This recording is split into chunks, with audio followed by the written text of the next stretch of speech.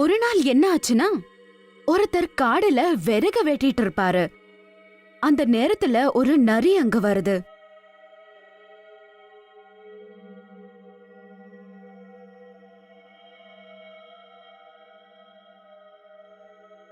அவர் அந்த நரிய பார்த்த உடனே ரொம்பவே பயந்து போறாரு.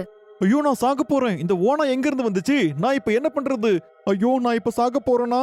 ஓனாயே தூரமா போ போ.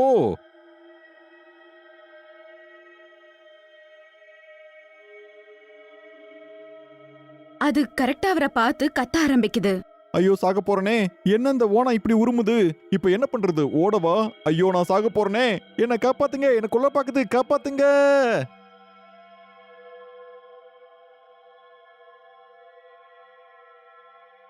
அவரு ஓட ஆரம்பிக்கிறாரு. அவரு ஓட ஆரம்பிச்ச உடனே அந்த நரி கூட அவரு பின்னாடியே ஓடுது.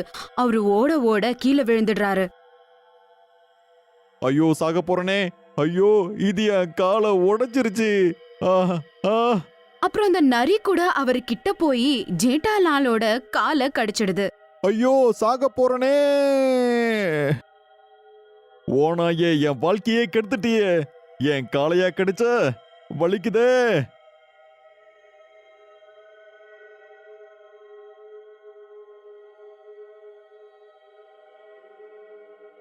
அதுக்கப்புறம் அது கடிச்சிட்டு அங்கிருந்து ஓடி போயிடுது. ஜேட்டாலால் கூட எப்படியோ கஷ்டப்பட்டு வீட்டுக்கு வந்துடுறாரு. என்னங்க என்ன ஆச்சு? கால்ல எதுக்காக இவ்ளோ ரத்தம் வருது? நான் காட்டுல மரம் வெட்டிட்டு இருந்தேன். அப்போ ஒரு காட்டு ஓனாய் வந்து என் காலை கடிச்சிருச்சு. ஆனா இப்ப அது பரவாயில்ல. இது சீக்கிரம் சரியா போயிடும். இனிமே கவலைப்படுறதுக்கு ஒண்ணும் இல்ல.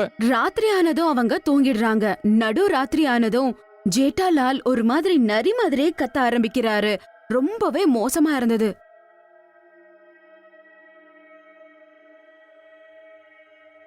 அந்த சத்தம் கேட்ட உடனே அவங்க வைஃப்க்கு ரொம்ப கோவம் வருது.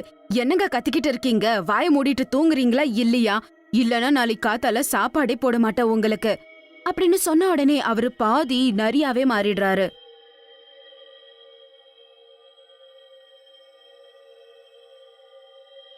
அட என்னடா இது? செத்தண்டா சாமி. இவர் என்னடா இப்படி மாறிட்டாரு? பாதி நரி ஆயிட்டாரே.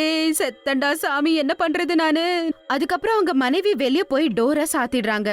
அப்புறம் அந்த நரி அந்த வீட்டோட கதவை ஒடிக்க ட்ரை பண்ணுது. அதுக்கப்புறம் ரொம்ப கோவமா அது அந்த வீட்டோட ஜன்னல்ல வந்து எட்டி பார்த்துக்கிட்டு இருக்கு.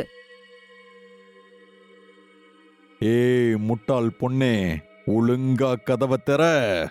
எனக்கு ரொம்ப ரொம்ப பசியா இருக்கு. கதவை திற. என்னங்க ஆச்சு உங்களுக்கு? நீங்க பாதி நரியா மாறிட்டீங்க. ஒருவேளை அந்த நரி கடிச்சதுனால இப்படி ஆயிடுச்சா என்ன? என்னங்க ஆச்சு? அப்ப ஊரு ஜனங்க சில பேரு அந்த சவுண்ட கேட்டு வராங்க. வீட்டுக்குள்ள பாதி நரியா மாறி பாதி மனுஷனா இருக்கு. அதை பார்த்து அவங்க ரொம்ப ஷாக் ஆகுறாங்க.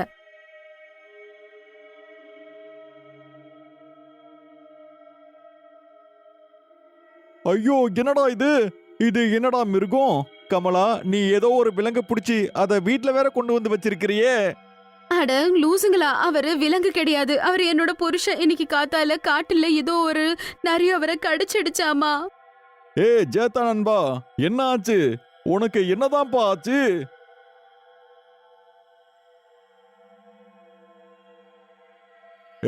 கொஞ்சம் அமைதியா உட்காருப்பா. சீக்கிரமா எல்லாம் சரியா போயிரும். அப்ப அது கத்த ஆரம்பிக்குது. முட்டாள் கிராமத்தாலே, என்ன இந்த வீட்ல இருந்து மட்டும் விடுவிச்சு பாரு. அப்புறம் உன்னை என்ன பண்றன்னு மட்டும் பாரு. ஐயோ நண்பா, அது மட்டும் வீட்டை விட்டு வெளியே வந்துச்சின்னு வையே, நம்ம யாரையும் அது உயிரோடையே விடாது. அப்படின்னா நண்பா, நாம இப்ப என்னதான் பண்றது? நண்பா, நாம அத ஒரு கூண்டுக்குள்ள அடைச்சு அதுக்கு நாம வைத்தியம் பார்ப்போம். அது வரைக்கும் நாம அதுகிட்ட இருந்து தூரமாவே இருக்கலாம். அதுக்கப்புறம் ஊரு ஜனங்க எல்லாருமே கையில அந்த நெருப்பு கட்டைய ஒண்ண வச்சுக்கிட்டு நின்னுக்கிட்டு இருக்காங்க.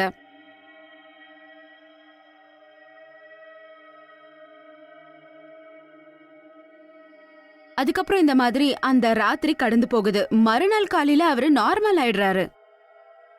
என்னங்க உங்களுக்கு ஞாபகம் இருக்கா? நேத்து ராத்திரி நீங்க பாதி நரியா மாறிட்டீங்க. செல்லக்குட்டி, நீ என்ன சொல்லிக்கிட்டு இருக்க? அது எப்படியாச்சு?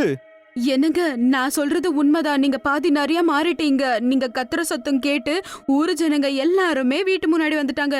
மற்றும் இது கேட்ட உடனே அவரு ரொம்பவே டென்ஷன் ஆடுறாரு. அப்புறம் ராத்திரி ஆகுது. என்னங்க நான் உங்களை கட்டி போட்டுதான் ஆகணும். நேத்து மாதிரி நீங்க மறுபடியும் நிறைய மாறிட்டா அதுக்கப்புறம் பிரச்சனை ஆயிடும். ஏய் உனக்கு என்ன பைத்தியமா பிடிச்சிருக்கு? என்னம்மா நீ என்ன சொல்லிக்கிட்டு இருக்க? சங்கிலியை போட்டு கட்டுறதுக்கு நான் என்ன மிருகமா? என்ன கட்டி வைக்கிறதுக்கு கண்டிப்பா நான் உன்னை விடவே மாட்டேன். அட இல்லங்க, நீங்க என்ன சொல்றீங்க? நான் சொல்றது கேளுங்க. ராத்திரி ஆன உடனே நீங்க பாதி நிறைய மாறிடுறீங்க. கட்டி போட்டாதான் இப்ப நம்ம சேஃபா இருக்க முடியுங்க. ஏய் பைத்தியக்காரியே, உனக்கு என்ன கட்டி வைக்கணுமா? அப்ப ஊர் ஜனங்க அங்க வந்துடுறாங்க. அடிங்க அடிங்க, இன்னைக்கு நாம அந்த ஓநாயை உயிரோடயே விடக்கூடாது. அந்த ஓநாயை எல்லாரும் சேர்ந்து அடிச்சு கொல்லுங்க. ஐயோ நான் சாக போறேனே. இந்த கிராமத்தாட்கள் எல்லாம் சேர்ந்து என்ன கொல்றதுக்கு ஆளுங்களை வேற கூப்பிடுறாங்களே. இப்ப நான் என்ன பண்றது? அவங்க எல்லாரும் என்ன கொல்லணும்னு பாக்குறாங்க. இல்லங்க, நீங்க தப்பா யோசிக்கிறீங்க. இந்த ஊர் ஜனங்களை நான் கூப்பிடலங்க. அப்ப ஊர் ஜனங்க அவங்க வீட்டுக்குள்ள வராங்க. அப்ப கமலா ஜேட்டாலால் முன்னாடி வந்து நிக்கிறாங்க. தங்கச்சி கமலா, நீ இங்க இருந்து உள்ள போமா. இன்னைக்கு நாங்க அந்த மிருகத்தை விடவே மாட்டோம். அவன் மட்டும் உயிரோட இருந்தான் வையே, நம்ம எல்லாருக்குமே பெரிய ஆபத்து தான். இல்ல உங்க யாரையும் நான் அவர் மேல கை கூட வைக்க விட மாட்டேன். யாராவது அப்படி பண்ணணும்னு நினைச்சீங்கன்னா அவ்வளவுதான். எனக்கு இங்க இருந்து ஓடிடுங்க, இல்லனா இந்த ஊர் ஜனங்க சேர்ந்து உங்களை சாகடிச்சிடுவாங்க. அப்பமா ஜேட்டாலால் அங்க இருந்து போயிடுறாரு. ஓடுறா ஓடு, இந்த கிராமத்து ஆளுங்களுக்கு பைத்தியம் முடிச்சு போயிடுச்சு. ஐயோ சாக போறனே. ஓடுறா ஓடு ஓடு, அவனை புடிங்க புடிங்க, அவனை உயிரோட விட்டுறாதீங்க. அடிங்க, அவனை அடிங்க அடிங்க. அங்கிருந்து எல்லா ஜனங்களும் அவனை துரத்திக்கிட்டே பின்னாடியே ஓடுறாங்க. அவனை புடிங்க, அவனை வாழ விடாதீங்க, அவனை அடிங்க அடிங்க. அவங்க அவனை துரத்திக்கிட்டே போறாங்க. அதுக்கப்புறம் அவங்க காட்டுக்குள்ள போயிடுறாங்க. ஜேட்டாலால் அந்த காட்டுக்குள்ள போன உடனே ஒரு இடத்துல போய் ஒளிஞ்சுக்கிறாரு. அதுக்கப்புறம் அவங்க காட்டுல இருக்கிறத யோசிச்சு 3 பேரும் ரொம்பவே பயந்து போறாங்க. ஐயோ நம்ம சாக்க போறோமே. அந்த காட்டு மிருகம் எங்கேயோ போய் ஒளிஞ்சுக்குச்சு.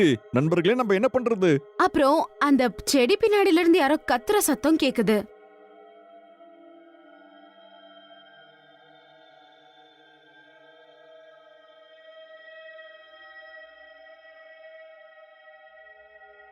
எல்லாருமே ரொம்ப பயந்து போறாங்க.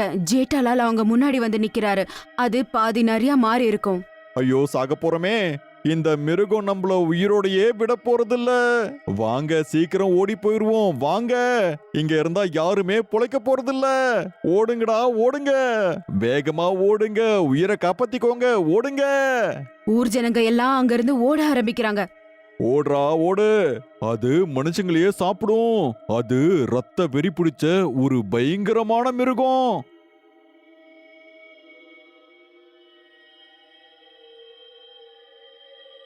ஏய் ஓடுங்கடா ஓடுங்க.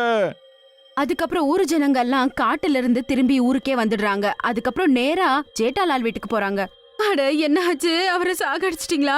அம்மா தங்கச்சி கமலா, உன் புருஷா இருக்கான்ல, அவனை பிடிக்கிறதுக்குள்ள அவன் ஒரு மிருகமாவே மாறிட்டான். அவன் என்ன பண்ண காத்திருக்கானோ, என்ன பண்ண போறானோ.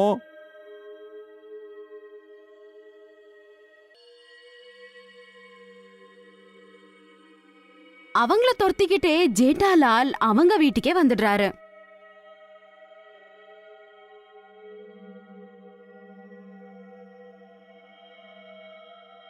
இப்ப எல்லாரும் எங்கடா போனீங்க? எனக்கு ரொம்ப தாகமா இருக்கு. நான் உங்க யாரையும் விட போறதில்ல.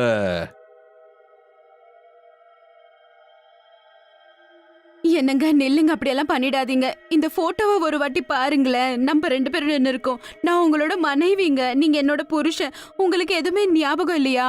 அவரு கொஞ்ச நேரம் சைலண்ட் ஆயிடுறாரு. அந்த நேரத்துல ஒரு மகாமுனி அங்க வராரு. அவரு அதோட கழுத்துல ஒரு மாலைய போடுறாரு. அந்த மாலைய போட்ட உடனே அந்த நரியோட முகம் கொஞ்சம் கொஞ்சமா மாற ஆரம்பிக்குது. அவரு நார்மலான மனுஷனாக மாறிடுறாரு. அட நீங்க சரியாயிட்டீங்களா? மகாமுனி உங்களுக்கு ரொம்ப நன்றி. கவனமா கேளுங்கம்மா. இவரோட கழுத்துல இந்த மாலை இருக்கிற வரைக்கும் இவருக்கு ஒன்னும் ஆகாது. இது எப்பவுமே இவரோட கழுத்துலயே இருக்கட்டும். நைட்டு தூங்க போறதுக்கு முன்னாடி கண்டிப்பா இவர் இந்த மாலைய போட்டுக்கிட்டே ஆகணும். இல்லனா எல்லாமே கெட்டுரும். முனிவரே உங்களுக்கு ரொம்ப ரொம்ப நன்றி. நீங்க மட்டும் சரியான நேரத்துல வரல அப்படின்னா என் வாழ்க்கையே நாசமா இருக்கும். இங்க பாரு மகனே, நீ இந்த மாலையை உன் கழுத்துல போட்டிருக்கிற வரைக்கும் அந்த சாபத்தால உன்னை ஒண்ணுமே பண்ண முடியாது. நீ நல்லாதான் இருப்ப. சரி மகனே, நான் இப்ப கிளம்புறேன் அப்படின்னு சொல்லிட்டு மகாமுனி அதுக்கப்புறம் ஊரு ஜனங்க எல்லாரும் அங்கிருந்து கிளம்பி போயிடுறாங்க. கொஞ்ச நாளைக்கு அப்புறமா என்ன ஆகுதுன்னா, அவனோட வீட்டு ஜன்னல இருந்து ஒரு திருடன் எட்டி பாக்குறான். அந்த மாலைய பார்த்த உடனே அந்த திருடனுக்கு ரொம்ப ஆச்சரியமா இருக்கு. அட பாரா பாரா, ஏதோ காஸ்ட்லியான மாலையை அவன் கழுத்துல போட்டிருக்கான். பார்க்கவே செம்மையா இருக்கே. அட செம செம செம்மையா இருக்கே. நெக்ஸ்ட் எபிசோட் பார்க்கணும்னு நினைக்கிறீங்களா? அப்ப நீங்க தயவு செய்து அத பத்தி கமெண்ட்ல எனக்கு தெரியப்படுத்துங்க.